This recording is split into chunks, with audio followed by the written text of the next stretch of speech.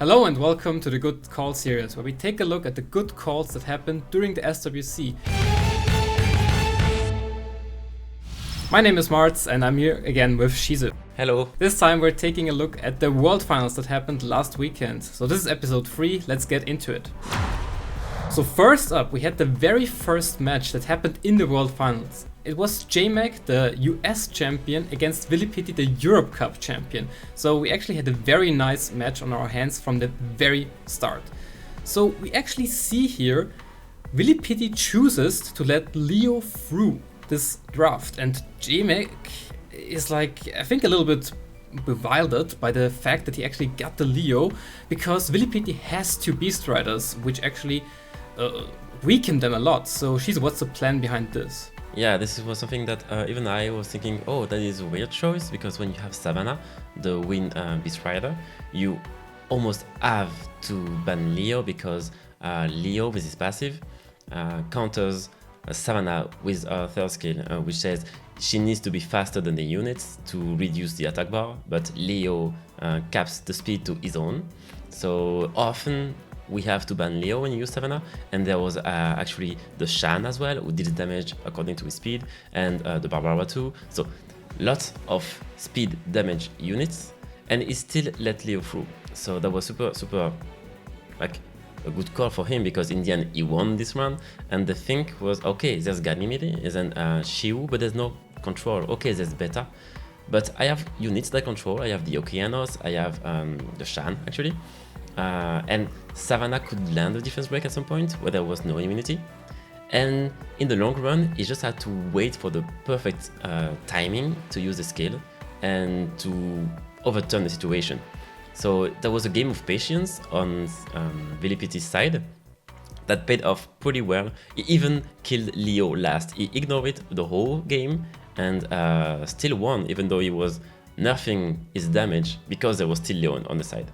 But yeah, he thought Han, the Dark Ninja, was way more hard to manage, so more difficult to manage. So he said, okay, I'm gonna ban the hand and let Leo through. That was kind of surprising. What do you think? Yeah, it was, I think, very surprising. As you said, like, the Willy has 3 units which scale off of speed very well, and Leo limits that so hard.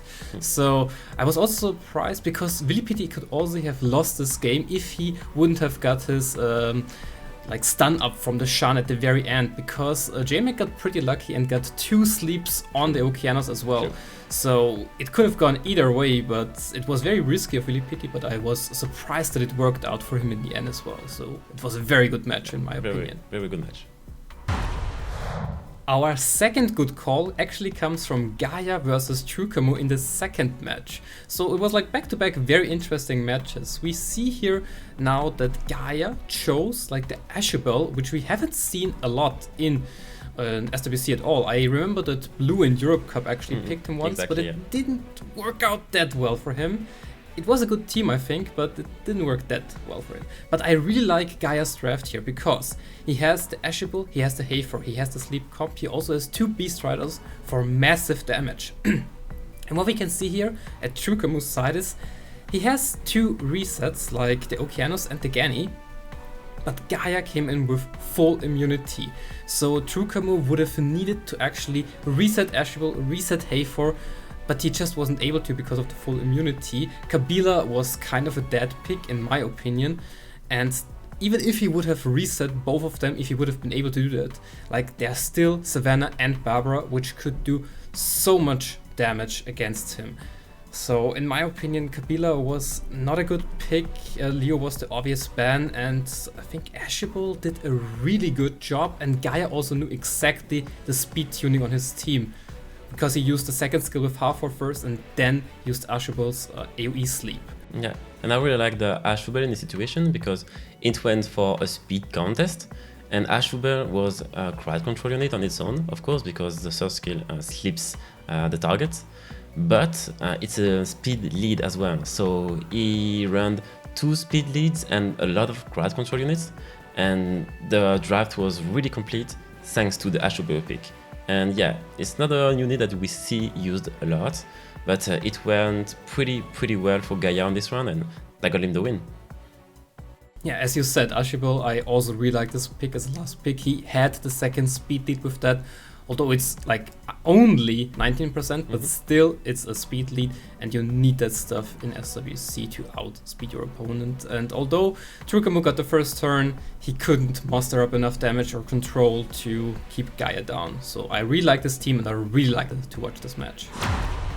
And those were already all the good calls of this year's SWC final. And as the result, this is the last one in the series. So we hope you like this in-depth look of this year's Summoners World Championship. We definitely had a blast, and we saw some very interesting plays, and I can definitely look forward to next year. What do you say, Sheisou? Yeah, thank you everyone for watching and tuning in. That was a long journey and an amazing experience, even though it was all remote, but it was still a great experience. Hopefully next year is gonna be better. And until then, good luck and see you next year. See you next year. Bye.